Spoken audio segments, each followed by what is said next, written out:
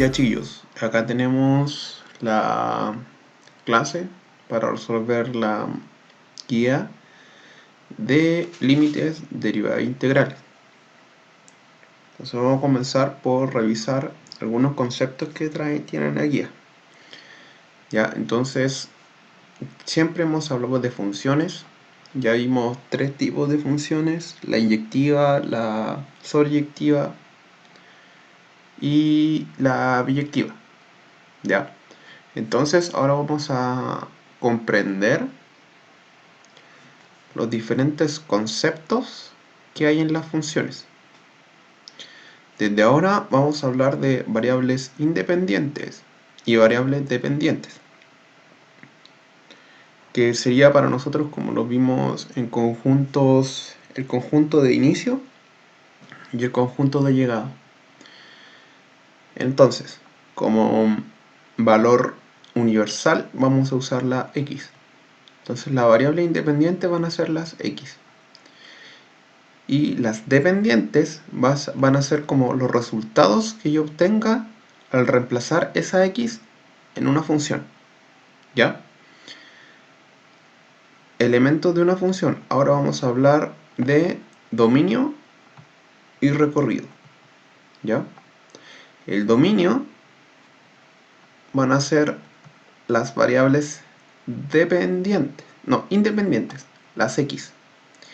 Y el recorrido va a ser el conjunto de llegada, o sea, nuestra variable dependiente o el resultado que obtengamos al reemplazar la x en la función. Entonces, desde ahora vamos a utilizar el concepto de dominio y lo vamos a escribir como dom f de x. Eso quiere decir el dominio de la función de la variable independiente. Mientras tanto que el recorrido, vamos a decir en otro lenguaje más matemático, rec de f de x, el recorrido de la función o imagen. Y aquí yo les puse dos ejemplos porque las funciones no solamente son matemáticas, sino que también están presentes en la vida cotidiana. Viéndolo más cotidianamente, el dominio son todos los valores que me sirven para producir lo que yo necesito. Ejemplo, en un motor de un vehículo, para que este funcione, el dominio será el combustible. El motor depende necesariamente de una variable independiente que es el combustible.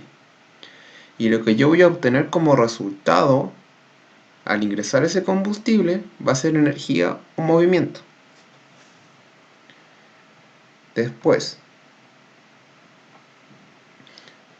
vamos a analizar otra función cotidiana, como lo que es los planes que utilizamos en el teléfono. ¿Ya? Entonces dice, existe una relación entre el número de minutos que hablamos cuando realizamos una llamada desde un celular de prepago y el monto de dinero que debemos pagar. Entonces en una compañía se paga a 80 pesos el minuto. O sea que si hablamos 2 minutos, vamos a pagar 160 pesos. Y así, a medida que aumente la cantidad de minutos, vamos a pagar más pesos. Entonces, ¿cuál sería el dominio de esa función? El valor es fijo. Yo siempre voy a pagar 80 pesos por cada minuto. Pero lo que va a variar va a ser la cantidad de minutos. Y esa es la variable independiente. Y cuando yo en la función uso la variable independiente, o sea la cantidad de minutos, y lo multiplico por el costo, voy a obtener mi recorrido, que sería lo que yo pago por cada minuto que utilice. Entonces, si modelamos es crear una fórmula para la situación.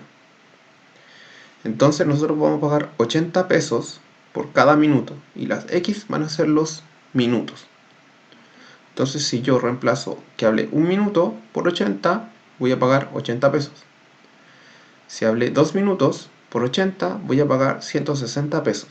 Y así sucesivamente. Entonces el dominio van a ser los minutos que yo hable. Y el recorrido va a ser lo que yo voy a pagar por cada minuto que hable.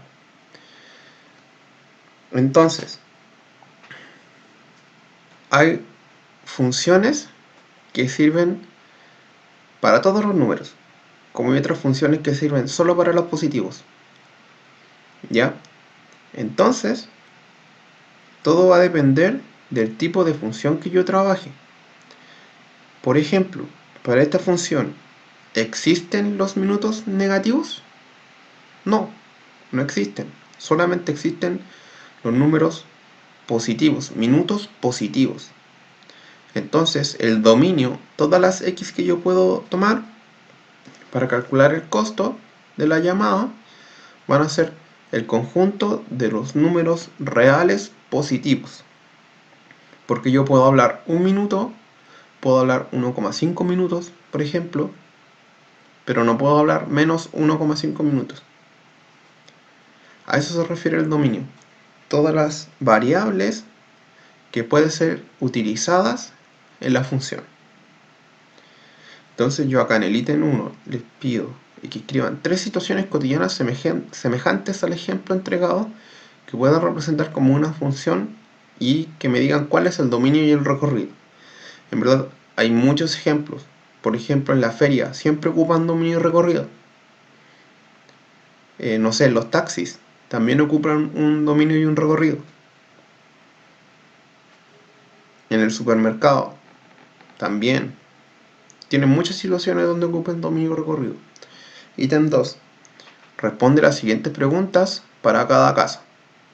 ¿Ya? Entonces ahí le dan el caso y recuerden que no necesariamente el dominio tienen que ser números, como lo vimos en el ejemplo del auto. El dominio de un motor era el combustible. Y en el ítem 3, ya esto lo vimos y lo repasamos harto en las clases anteriores. ¿Cuáles son funciones y cuáles no? ¿Ya? Y más arriba también está la definición de función. Así que con eso ya deberían estar listos.